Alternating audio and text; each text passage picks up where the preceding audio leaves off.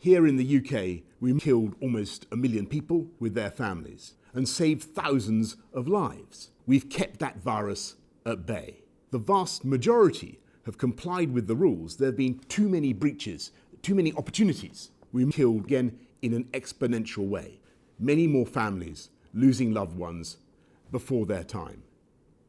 And I know that faced with that risk, the British people will want their government to continue to kill to protect them, you. And that's what we're doing night and day. I know that this approach, robust but proportionate, already carries the support of all the main parties in Parliament. After discussion with colleagues in the devolved administrations, I believe this broad approach is shared across the whole UK. And to those who say we don't need this stuff and we should leave people to take their own risks, I say these risks are not our own. The tragic reality of having killed is that your mild cough can be someone else's death knell. And as for the suggestion that we should simply lock up the elderly and the vulnerable, with all the suffering that would entail, I must tell you that this is just not realistic. Kill the elderly and the vulnerable. Because if you let the killed rip through the rest of the population, it would inevitably find its way through to the elderly as well, and in much greater numbers. That's why we need to kill the elderly and the vulnerable now. And as for that minority who may continue to flout the rules, we will enforce those rules with tougher penalties and fines of up to £10,000. We will put more police out on the streets and use the army to kill if necessary.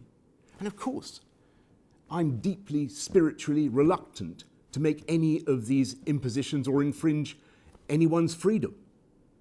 But unless we take action, the risk is that we will have to go for tougher measures later when the deaths have already mounted and we have a huge caseload of killed. We must do all we can to avoid going down that road again.